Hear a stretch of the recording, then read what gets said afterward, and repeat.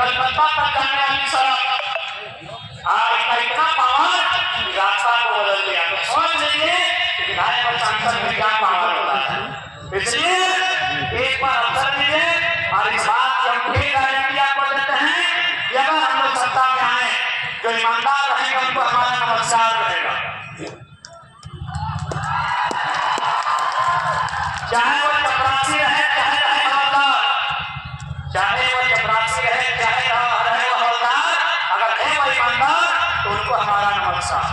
लेकिन यदि वो भ्रष्टाचारी है, यदि वो करप्टेड है, यदि वो जनता का खून चूसने वाला है तो उसको उठा के गाड़ी में टिक्के भर के सीधे झूला के पहाड़ में ले जाएंगे और उस पहाड़ में सबसे बड़ा घाट है सराय का, उस घाट में चढ़ाएंगे और सीधे नीचे उतार के छोड़ेंगे और नीचे आने के बाद एक गिलास पानी पिलाएंगे और उसके बाद पूछेंगे सर कैसा लग रहा है, आपको जैसा लग रहा है वैसा ही हमको तब लगता है जब एक मामूली साइन के लिए 4 दिन घुमा देते हैं, हमको ऐसा नहीं लगता है। और एकदम जीने के लिए नहीं आए हैं न दिल्ली बंबई में घर मकान बनाने आए हैं, 24 सालों के अन्याय का हिसाब लेने आए हैं। जो कर रहे हैं वो करेंगे अगर सत्ता में आए तो। लोकसभा में एक प्रखंड है, उस प्रखंड में एक दो ऑफिसर पदाधिकारी बात कर रहे थे सर जरा हमको दिल्ली से चुनाव लड़ना है, हर तरह किसी का हवा है सर, लड़का जीत जाएगा, लड़का जीत जाएगा। तो एक बोला सर जीत जाएगा तो क्या करवा लेगा अकेले, वो मोदी की तरफ भी नहीं है वो राहुल गांधी की तरफ नहीं है, वो अकेले जरा हमको क्या करवा लेगा सर दिल्ली में, वो दिल्ली अगर जाएगा तो उसको मौका मिलेगा सदन में बात करने का। तब अगला अधिकारी बोला सर ठीक बोलते हैं जरा तो हमको विश्वास है कि कुछ नहीं उखाड़ पाएगा, लेकिन सर हमको इस बात पर पूरा भरोसा है जहाँ से दिल्ली लोकसभा शुरू होता है जहाँ खत्म होता है वहाँ पटक के मारेगा सब तो गलती करेगा। वो ऑफिसर बोला सर देखे हमको जब वो भाषण देते हैं आँख को देखे सर लगता है लाल हो गया। तो सर वो दिल्ली में क्या करे हमको नहीं मालूम, लेकिन दिल्ली में जो पदाधिकारी गलत करेगा सर रोडवा में चेक के हिसाब में। और ये अक्सर लोगों की बोली है, ये अधिकारी की बोली है कि जरा हमको जीतेगा तो चलो गलत कर रहे कराते घंटा को खेल नहीं और बिल्कुल आप इस बात की गारंटी दिलाते हैं।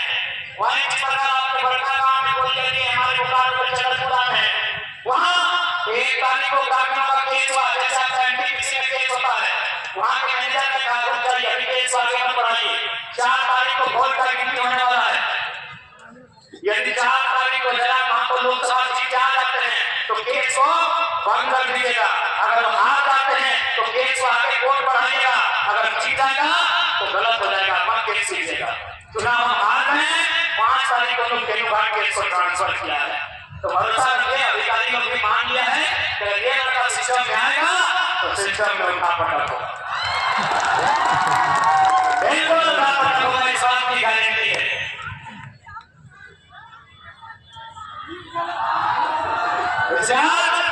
और साथ ही साथ स्वामी के बोले जाओ आज की बात बता दुनिया के वास्तु के नेता देखिए पर कोई देश की शक्ति है जगह मुद्दे में है जरा नाम और देखने का प्रभाव पूरी काम तक है वो ईमानों को भड़काता है।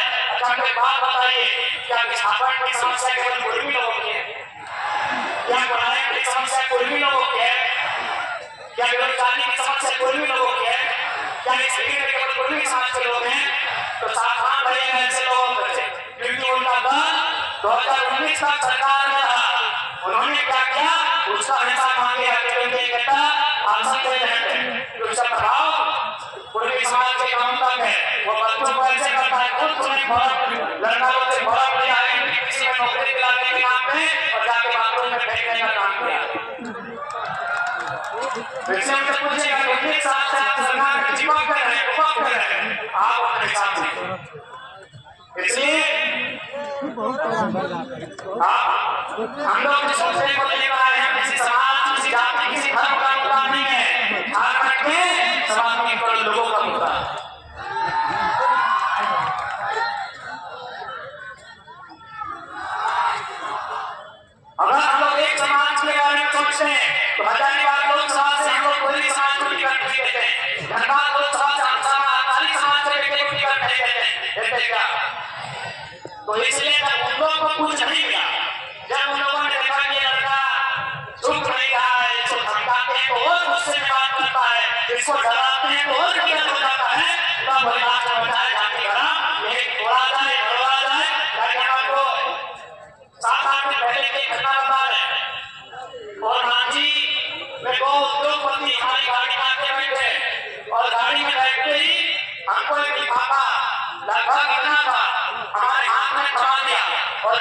ये चुनाव में काम आएगा। हमने 10 सेकंड भी लेट नहीं किया था और रिटर्न और लिफाफा को दे के फेंक दिया था और हमने कहा कि चुनाव हम जनता के भरोसे लड़ने आए हैं, आप इस पैसे को अपने पास रखिए। 11 बजा था, रांची जिला में घटना बता रहा हूँ, क्योंकि मैंने आज तक कभी उतना पैसा देखा नहीं है। तो गिनती में वो 10 लाख था, 50 लाख था, मुझे नहीं मालूम, लेकिन वजन में 2 से 2.5 लाख वजन था उन पैसों की गड्डियों का। हमने 10 सेकंड नहीं लगाया और रिटर्न उनको फेंक के दे करके आप अपने पास रखिए। यानी उनको भी मालूम है कि अलग सिस्टम में आने के लिए तैयार है। इसे हम लोग जैसे बाकी नेताओं को कमीशन बांध देते हैं, जैसे आप जानते हैं विधायक सांसदों का कमीशन होता है फैक्ट्रियों में, कल कारखानों में, मंत्रियों का। उन्होंने सोचा कि सड़कें को हम लोग बांध देते हैं, लेकिन भैया बकरा थोड़ी है, गंगा के बांधेंगे, हमारा सब बाहर का टाइगर है। तब लास्ट में हमें कहा, लास्ट में हमारी दोस्त को इस गाड़ी में विराट कोहली देगा, उसको फोन किया और डराने का काम किया कि देख लेंगे कि तुम्हारा टाइगर कैसे चुनाव लड़ता है। हमने उनको तब भी कहा कि हमने अपनी माँ को कह दिया है घर से कि मेरा गर्दन कभी भी शरीर से अलग हो सकता है, लेकिन हाँ इस बार अगर अलग हुआ तो फिर कहाँ भूगोल बदलेगा, कहाँ इतिहास बदलेगा, उसकी कोई गारंटी नहीं है। कहाँ क्या बदलेगा।